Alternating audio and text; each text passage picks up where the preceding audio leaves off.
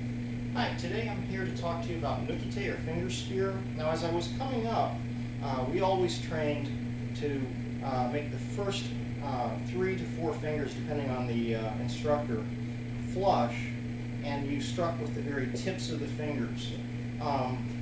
The muscles in the back of the forearm were contracted, pulling the hand back. The thumb was in and tucked.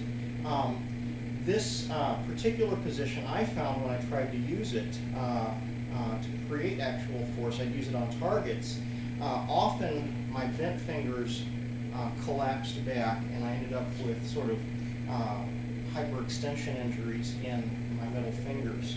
I also found that I was hitting sort of with the nail itself and bruising the nail bed, and it was really difficult to actually get much force out of that when I was conceiving of it as a straight technique with that surface. After a while I modified it. I modified it for my own practice so that my hand was more of an arch.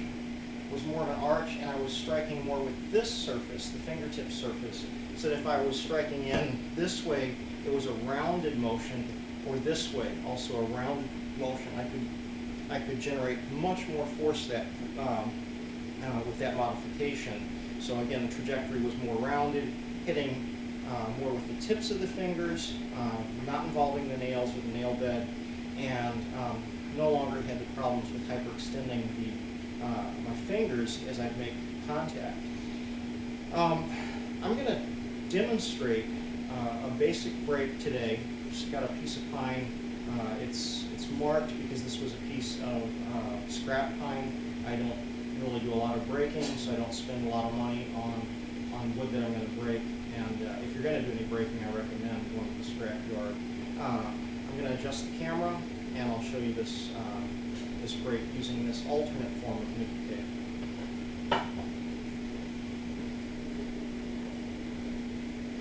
Okay, so I'm going to put a towel over this to preserve my fingers, and now I'm going to be using this surface.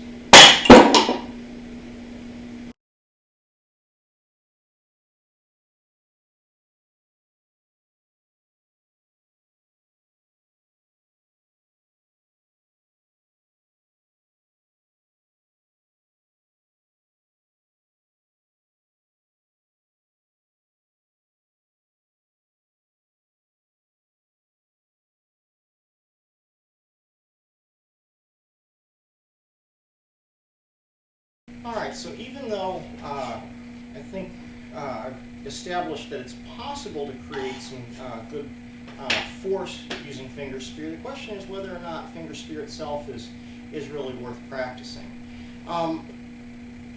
The graphic that I showed just a moment ago, I think, is a good illustration of the misattribution of the benefits associated with eye raking and eye gouging towards nukite or finger spear.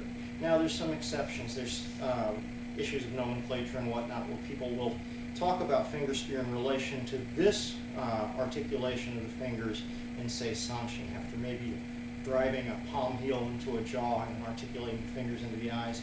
Not really talking about that so much as the long distance. I'm going to initiate this from 3 feet away, and I'm going to try to intersect your eyes or your throat, your xiphoid process, your chest, or something. In this latter case, the benefits of practicing nukite that much, I think, are far and away outweighed by the risks.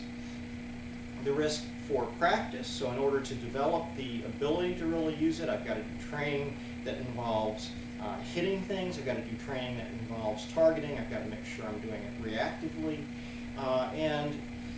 so it's very likely that I start to develop just practice-related injuries, arthritis, bruising, whatnot. In the case of actually trying to use it, discharge it in the event of a real altercation, if I'm being attacked or something, the likelihood that I miss an eye with a finger spear and end up breaking my own finger on a forehead, or if I'm going for a jaw or a neck, I intersect the jaw and break a finger. I turn a finger when I'm trying to go through the xiphoid process or something, and I end up with a wrist or finger injury. That takes that hand out of the equation. It means that that hand is weaker for grabbing it makes my fist less sound for punching, and I'm in overall just a worse position. So again, this is a high cost, high risk, low benefit technique. And in my estimation, it belongs in the realm of exotica. Now, if I'm grabbing somebody's head and I'm initiating from close and I'm raking eyes or doing gouges, that's something worth practicing. On its face, those are useful techniques. So I'd like to challenge you to think about what you're training. What is it you're doing? How are you spending your training time? And make sure that you're getting the most bang for your buck, that it's time well spent. It's not just spent on exotica, things that are probably not that useful for you in real world environments. Thanks.